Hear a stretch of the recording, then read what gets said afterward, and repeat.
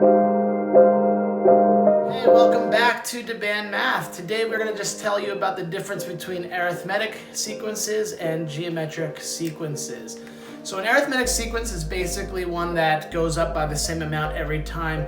That means if you take any two terms and subtract it, you always get the same number. So let's take the most basic arithmetic sequence we could just do is, let's say we start with 2, and then we go to 5, and then we go to 8.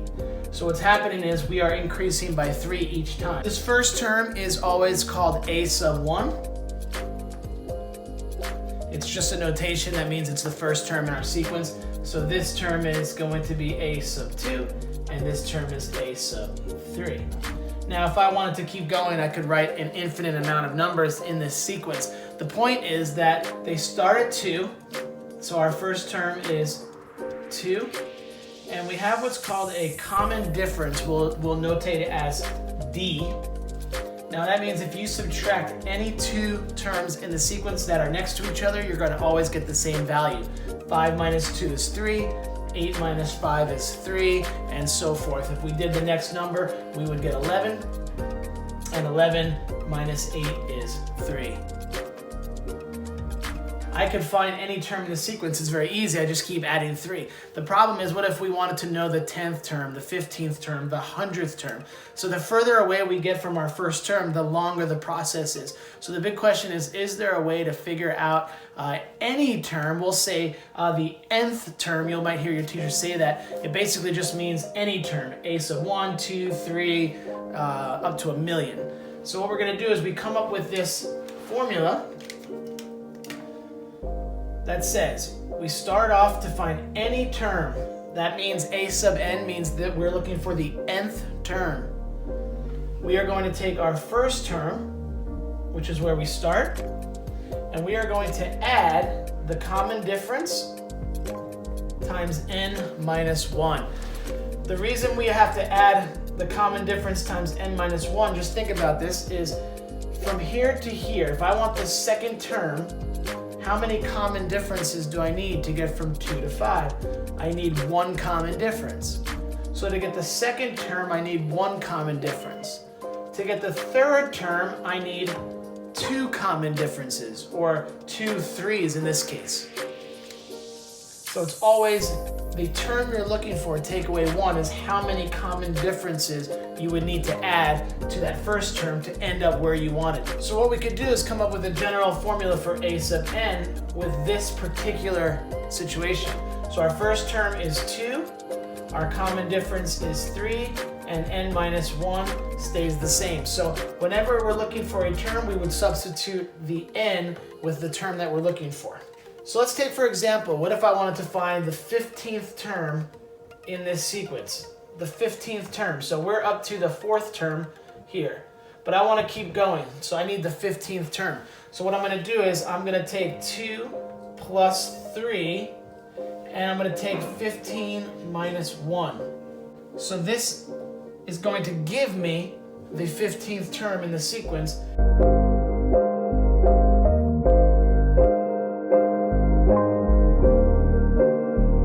If you were to keep going in this sequence of numbers, the 15th number would be 44.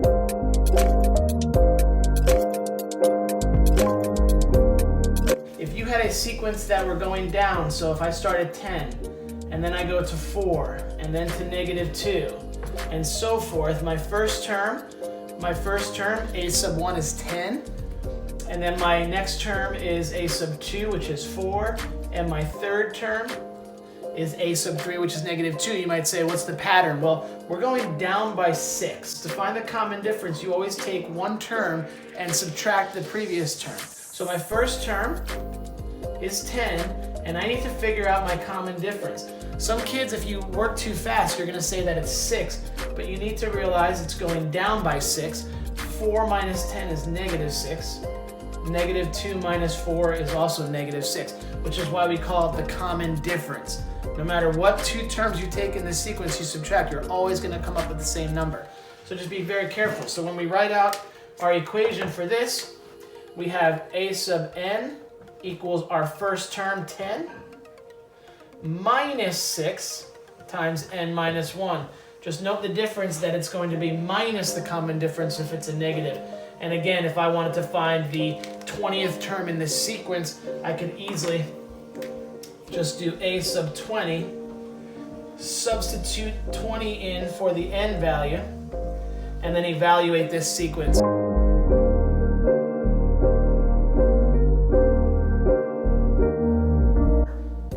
Which makes sense, because the further I move along, I'm getting further into the negatives.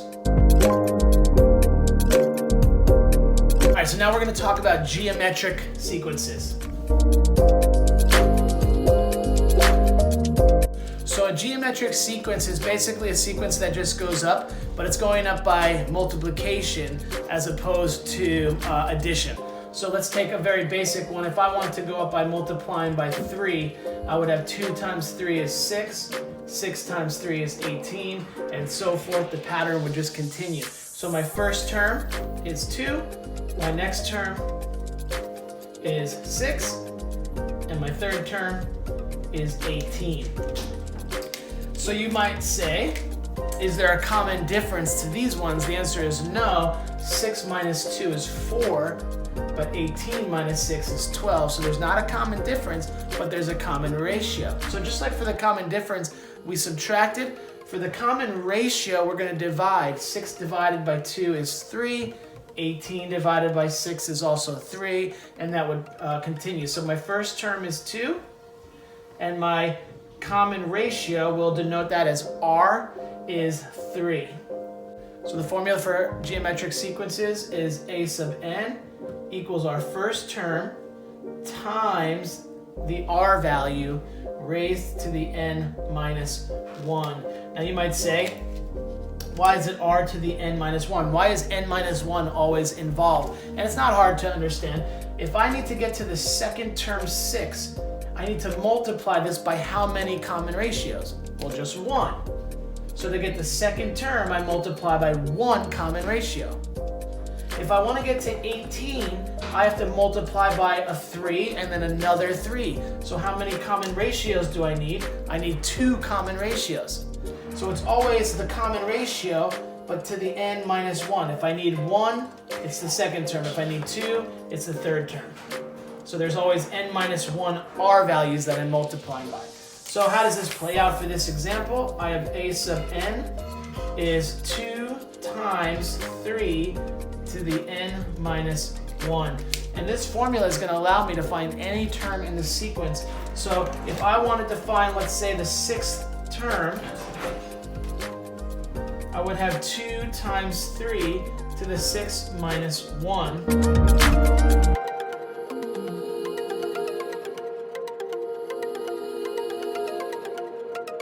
So the 6th term in this sequence would be 486, and I can get it anyway.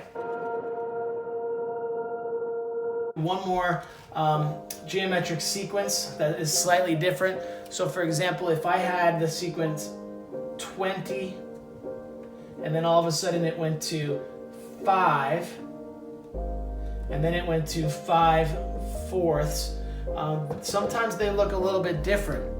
So this one looks like it's going smaller. Well, how do you multiply by a number, make it smaller? Is you have to multiply by some type of a fraction. So this is dividing by 4. But dividing by 4 is the same thing as multiplying by 1/4. So my first term here is 20, and my common ratio is 1/4. And my formula would be a sub n equals my first term times my common ratio raised to the n minus 1. I advise you put your common ratio in parentheses. And lastly, I could substitute in for n any number I want and get any number in this sequence. I can get the 100th term in this sequence if I really wanted to. So the last type of geometric sequence I want to show you before we are done is a sequence that alternates in sign. So sometimes you'll see a sequence like 3, and then you'll see -6, and then +12, and -24.